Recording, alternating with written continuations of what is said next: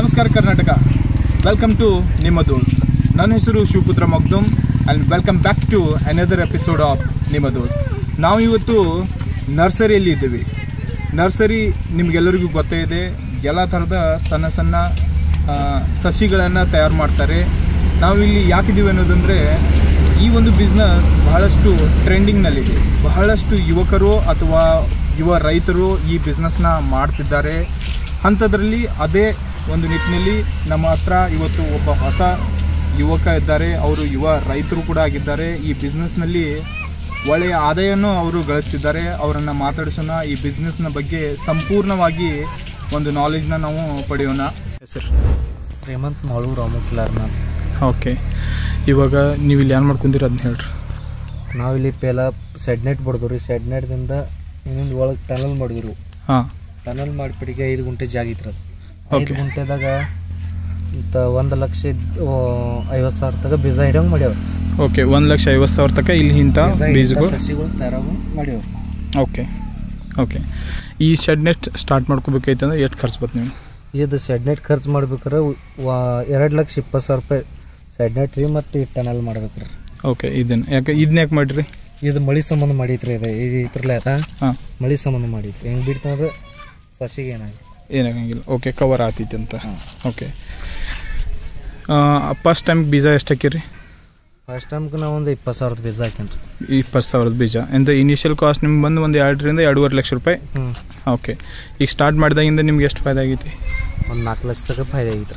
4 ಲಕ್ಷ ತನಕ ಫಾಯ್ದೆ ಆಗೈತಿ ಅಂದ್ರೆ ಹಾಕಿದ ಖರ್ಚು ಮಾಡಿದೆವು, ಅದಕ್ಕೆ ಬಡೆ ಆಗಿ. ಓಕೆ, ನೀವು ಫಸ್ಟಿಗೆ ಇದನ್ನ ಸ್ಟಾರ್ಟ್ ಮಾಡ್ಕೋಬೇಕಾಯ್ತಂದ್ರೆ ಏನೇನು ಮಾಡೋಕ್ಕತ್ತೈತಿ?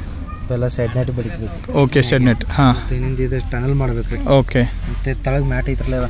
ಓಕೆ, ಮ್ಯಾಟ್ ಹಾಸ್ಬೇಕು. ಇದು ಮ್ಯಾಟ್ ಯಾಕೆ ಹಾಸ್ತಾರೆ ರೀ? ತರು ಒಂದು ಲೆವೆಲ್ ಚಂದ ಕಾಣಿಸ್ತಾವ್ರಿ. ರೈತರಿಗೆ ಬಂದದು ಹಾಂ, ಓಕೆ, ತೊಗೋತಾರ್ರಿ. ಕಸಾನು ಬೆಳೆಯಂಗಿಲ್ಲ. ಕಸಾನು ಬೆಳೆಯಂಗಿಲ್ಲ. ಓಕೆ, ಅಂತ ಇದ್ರ ಕಾಸ್ಟ್ ಏನೈತ್ರಿ? ಇದು 10,000 ರೂಪಾಯಿ ಬಂಡಲ್ ಐತ್ರಿ. 10,000 ರೂಪಾಯಿ ಬಂಡಲ್. ಒಂದು ಬಂಡಲ್ದಾಗ ಇದು ಪೂರಾ ಕವರ್ ಆಗ್ತಿದ್ರಿ? 2 ಬಂಡಲ್ ಹತ್ತಿತ್ರಿ. ಓಕೆ, ಆಮೇಲೆ ಅಂತ ಇವು ಟ್ರೇ, ಇದು ಟ್ರೇ 7 ರೂಪಾಯಿ ಒಂದ್ರಿ ಸರ್. ಓಕೆ, ಅದ್ರೊಳಗೆ ಬೀಜ ಹಾಕಿ ಯಾವ ಥರ ಬೀಜ ಇದಾವ್ರಿ? ಈಗ ಟೊಮೆಟೊ ಬೀಜ ಇದಾವ್ರಿ. ಓಕೆ, ಅಂತ ಇದು ಅದ್ರೊಳಗೆ ಏನೇನು ಹಾಕ್ತೀರಿ ನೀವು ತಯಾರು ಮಾಡ್ಬೇಕಾದ್ರೆ? ಈಗ ಕೋಕೋ ಪಿಟ್ ರೀ, ಟ್ರೈಕೋಡ್ರಾಮ. ಓಕೆ, ಅದಕ್ಕೆ ಏನು ಕಾಸ್ಟ್ ಬರ್ತೈತ್ರಿ? ಟ್ರೈಕೋಡ್ರಾಮಕ್ಕೆ ಈಗ ಒಂದು ಇದು ಟ್ರೇ ತಯಾರಾಗ್ಬೇಕ್ರಿ. ಒಂದು 60 ಪೈಸೆ 65 ಪೈಸೆ ಒಂದು ಟ್ರೇ ಪೂರಾನ 65 ಪೈಸೆ ಅದ. ಓಕೆ, 65 ಪೈಸೆದಾಗ ಒಂದು ಪೂರ ಟ್ರೇ ತಯಾರಾಗ. ಎಲ್ಲ ಬೀಜ ಹಾಕಿ ಬಟ್ಟಿಗೆ ಹಚ್ಚಿ ಕೊಟ್ಬಿಟ್ಟಿಗೆ ಹೆಂಗೆ ಬೀಜ. ನಿಮ್ಮಲ್ಲಿ ಈಗ ಯಾವ್ಯಾವ ಥರದ್ದು ಇದಾವೆ ರೀ? ಕೋಬೀಸ್ ರೀ, ಬದ್ನಿ ಗಿಡ. ಹಾಂ, ಬದ್ನಿದಲ್ಲಿ 2 ಸಸಿ ಇದಾವೆ. ಒಂದು ಶರ್ಗಾವ್ ಕಟ್ಟ ಅಂತ ಒಂದು ಧಾತ್ರ ನಾವು. ಹಾಂ, ಮತ್ತು ಮಿರ್ಚಿ ಒಳಗೆ 7-8 ನಮೂನೆ ಅದಾವೆ. ಹಾಂ, ಮಿರ್ಚಿ, ಮೆಣಸಿನ. ಓಕೆ, ಮತ್ತು ಕೋಬೀಸ್ ಐತ್ರಿ, ಟೊಮೆಟೊ, ಟಬು.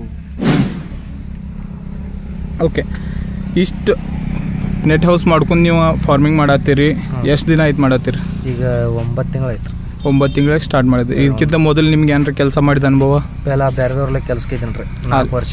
ಹಾಂ, ಓಕೆ, ಅಲ್ಲಿಂದ ಬಿಟ್ಟಿನ್ರಿ.